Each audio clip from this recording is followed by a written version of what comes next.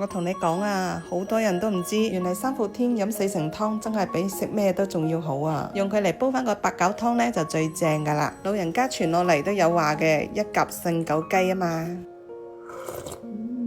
哇，這個湯太好喝了，真的喝了這個湯啊，平時面膜都可以少敷一點。那我要多喝2碗。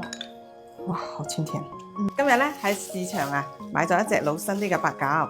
嗱，咁樣一隻都要55蚊啊！唔知你哋嗰度幾多錢呢？如果係用嚟煲湯嘅話呢，咁呢我一般都會選擇呢啲老餃嘅。嗱，呢啲鴿呢已經養咗有3到4年㗎啦。咁呢佢煲出嚟嘅話呢，就營養會更加豐富一啲。嗱，八餃呢又叫做肉中人參啦，所以呢佢嘅蛋白質含量啊，其實比牛肉仲要高㗎。尤其是呢啲養咗幾年嘅老餃啊，煲湯呢就最好㗎啦。首先呢，將八餃呢一分為4份。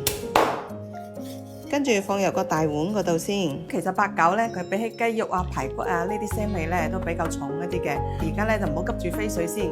娟姐分享一個去腥嘅小技巧俾你哋。首先呢，我哋先加入1大匙羹嘅鹽先，再嚟1匙羹嘅生粉或者麵粉都得㗎。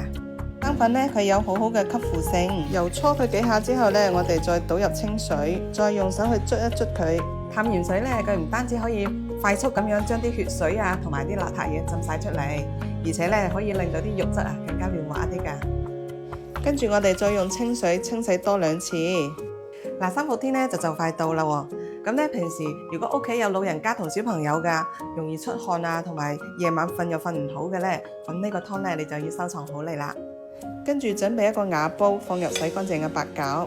咁煲鴿子湯呢，我就中意加翻嚿瘦肉嘅，咁呢煲出嚟啖湯呢就特別清甜嘅。咁呢嚿瘦肉呢，我大概係買咗10蚊雞左右就夠噶啦。再加多幾片薑去一聲。嗱，而家三伏天呢，煲鴿子湯嘅湯料最好搭配就係呢個四神湯噶啦。咁四神湯料呢，佢嘅好處呢就唔使我多講，大家都知道噶啦。呢個四神湯料呢，1大包入邊就有4小包，佢分別有紹實啦，仲有蓮子、茯苓。仲有一個係淮生，因為屋企咧有5、6個人食咧，我就用咗2包湯料嘅。如果平時2到3個人食嘅話咧，就放1包就夠啦。再搭配啲桂圓肉同埋幾粒去咗核嘅紅棗，再加入適量嘅純淨水。啲湯料咁樣搭配啊，啲靚女姐姐們嘅面膜估計都慳唔少啊！先冚翻個蓋，用大火煮滾佢之後咧，我哋再轉翻中細火煲翻佢1個鐘，咁樣就飲得噶啦。好啦，時間到咗，我哋只需要加翻啲鹽啦，同埋杞子去調下味，咁就得噶啦。一煲非常之好飲又清甜嘅八餃四神湯就做好啦。如果你都學識咗啊，咁你就煲啲俾屋企人試下啦。姐姐，快點來喝湯。好，來啦。哇，這個湯啊，你們女孩子一定要多喝啊，特別是我們女孩子啊，親戚走完那幾天，喝這個湯最好。姐妹們，如果家裏面喜歡喝湯的，那這個湯一定要多煲來喝，真的是很適合現在的天氣的。